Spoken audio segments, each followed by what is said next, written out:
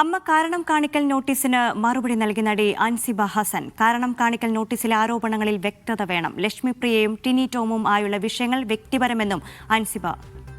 മുഹമ്മദ് റഫീഖ് കൂടുതൽ വിശദാംശങ്ങൾ നൽകാനുണ്ട്. റഫീഖ്, മറ്റെന്തൊക്കെ കാര്യങ്ങളാണ് ഇതിൽ പറയുന്നത്?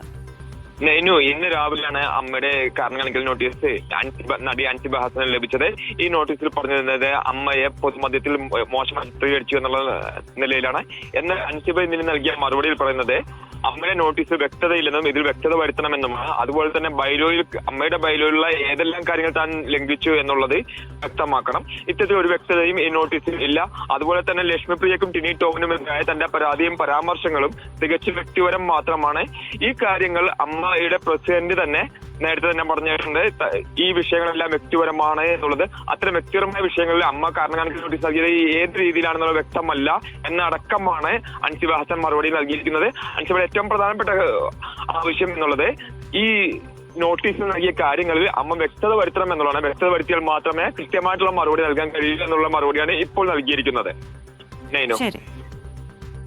ശരി, മുഹമ്മദ് റഫീഖാണ് വിശദാംശങ്ങൾ നൽകിയത് കൊച്ചിയിൽ നിന്നും.